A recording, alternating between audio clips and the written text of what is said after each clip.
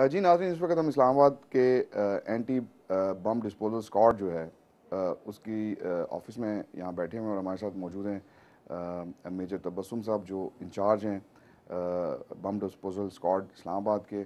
आइए इनसे बात करते हैं, उनसे पूछते हैं कि इस हवाले से क्या हमें इंफॉर्मेशन देंगे हमारे नाज़रीन को कि किस हद तक वो प्रिपेयर्ड हैं, माजी में जो कुछ हुआ उसमें इन्होंने क्या किरदार अदा किया, जो बॉम्ब्स पकड़े गए या अभी जो थ्रेट्स हैं हमें उनकी क्या सिचुएशन है इस वक्त, या क्या उसके ऊपर लायामल वो इख्तियार करें, और उनकी बेसिकली जो बॉम्ब जिसको कहते हैं कि डिफ्यूज़ करने की सलाहियतें या जो प्रिवेंशन की सलाहियतें हैं उनके ऊपर बात करेंगे। अस्सलाम वालेकुम मेरे साहब। वालेकुम सलाम। कैसे हैं आप?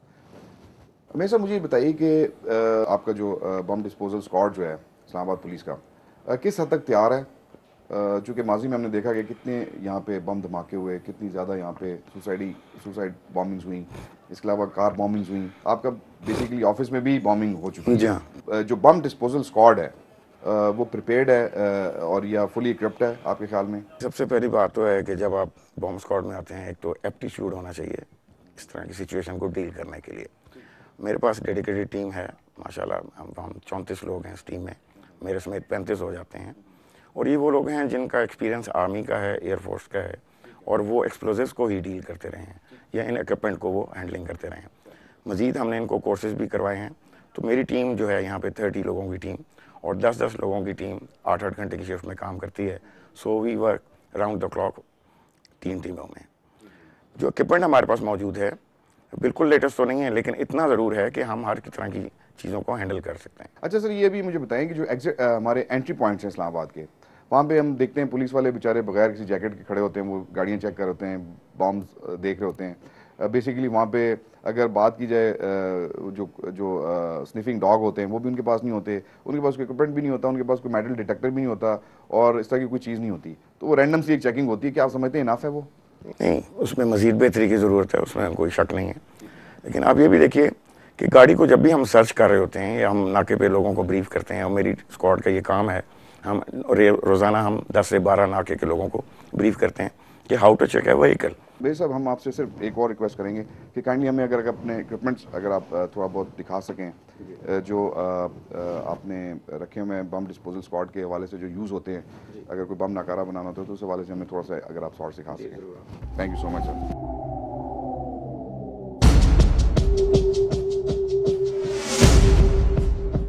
जी, अब अपने नाज़रीन को ये दिखाना चाहेंगे, ये EOD सूट है और इसमें ये काफ़ी अच्छा गियर लग रहा है, जिसमें अगर कम इंटेंसिटी का जो अगर कोई मवाद पड़ा हो तो उसको ये 10 kgs तक है सर।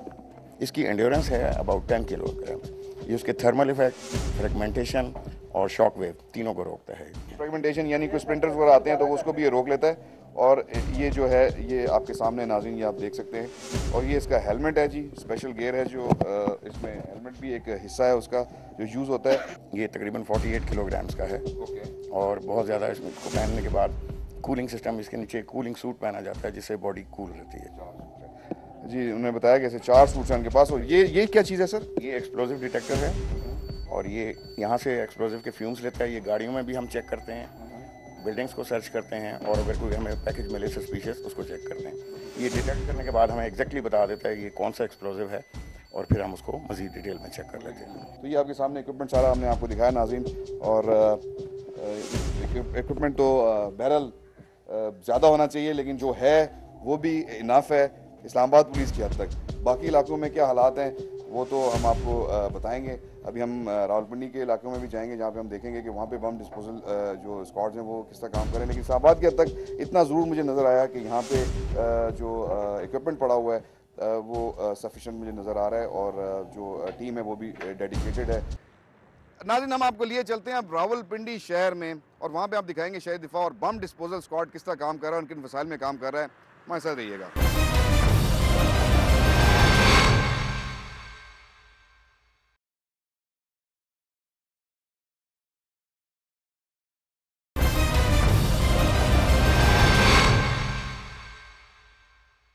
जी नाज़रीन, इस वक्त हम शहरी दिफा रावलपिंडी के ऑफिस के सामने खड़े हुए हैं और हम आपको दिखाते हैं कि यहाँ पे जो है इस वक्त अंदर जो इमारत की हालत है या जो इनके पास इक्विपमेंट है या जो इनके पास फैसिलिटीज़ है उसके हवाले से हम यहाँ बात करेंगे, जो भी अंदर इंचार्ज हैं उनसे बात करते हैं। आइए देखते हैं कि इनके पास क्या अवेलेबलिटीज़ हैं, और जो डिज़ास्टर्स होते हैं या बम डिस्पोजल स्क्वाड जैसे कि इनके पास जो है वो इन्हीं के अंडर होता है यहाँ पे रावलपिंडी सिटी के लिए।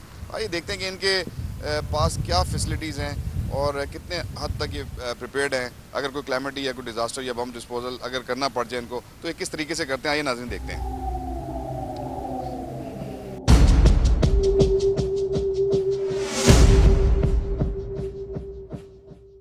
जी नाज़रीन, हम आपको दिखाते हैं शहरी दिफा के ऑफिस में। हम इस वक्त यहाँ पे आप ये कमरा देख रहे हैं, यहाँ पे शहरी दिफा के जो ऑफिशियल हैं वो यहाँ पे बैठते हैं, और बम डिस्पोजल स्क्वाड शायद उस तरह बैठता है सामने ही। ये देखिए जी, यहाँ पे कोई थोड़ा बहुत इक्विपमेंट पड़ा हुआ है। ये फायर एक्सटिंग्विशर्स हैं, शायद यूज़ होते हैं कोई आग वगैरह बुझाने के लिए, कुछ चीज़ें अगर इस्तेमाल करनी हो। इसके अलावा यहाँ पर हमें कुछ इक्विपमेंट नज़र आ रहा है फायर एक्सटिंग्विशर का, काफ़ी कदीम नज़र आ रहा है। और शायद ये हॉर्न है जो बजाया जाता है कोई अगर सिविल डिफेंस ने अगर किसी को वार्न करना हो। ये भी हम शायद पुरानी फिल्मों में ही देखते रहे। ये नाज़रीन, ये हैंडल पीछे से घुमाएं तो इसको ये इस तरफ से दिखाएं, तो ये शायद उसके बाद इसमें से कुछ आवाज़ निकलती है खौफनाक किस्म की, तो वो एक इतला होती है आवाम के लिए कि जी कोई ख़तरा है। लेकिन ये देख लें, ये बाल्टियाँ वगैरह ये काफ़ी। अब मैं आपको एक दिखाऊँ, ये इनकी एक अलमारी है पड़ी हुई यहाँ पे। इसके अंदर कुछ इक्विपमेंट है जो रेस्क्यू इक्विपमेंट है, शायद ये यूज़ करते हैं। ये रस्से शस्से हैं, शायद इसमें से कोई गाड़ियाँ चढ़ियाँ खींचने के काम आती है। अब ये देख लें नाज़रीन, ये तो लालटेन भी पड़ी हुई है, काफ़ी पुराने, अगर रात को उनको कोई शायद टॉर्च वॉर्च की फैसिलिटीज़ हैं, लेकिन लालटेन भी यूज़ करते हैं। शायद टॉर्च भी पड़ी हुई है यहाँ पे, लेकिन मेरा ख्याल है कि ये टॉर्च भी अब यूज़ नहीं हो सकती। ये कुल्हाड़े शुलाड़े पड़े हुए हैं, कोई अगर चीज़ उन्होंने तोड़नी हो, कोई काटनी हो कोई चीज़, तो ये आप इक्विपमेंट देख लें। डेफिशिएंसीज़ हैं, ज़रूर हैं, और नज़र आ रही हैं सामने। और इसके अलावा जी यहाँ पे एक दो लोगों का हमला था, अभी यहाँ पे बैठा हुआ था, शायद वो आगे पीछे अभी कहीं हो गए। हम आइए बात करते हैं, जो दूसरे लोग हैं यहाँ पे जो इंचार्ज हैं उनसे हम बात करेंगे कि इस जो शहरी दिफा के ऑफिस में इसमें क्या डेफिशिएंसीज़ हैं, क्या चीज़ इनको चाहिए, और अगर इस तरह के हालात हैं तो फिर इस महकमे की क्या ज़रूरत क्या है बेसिकली।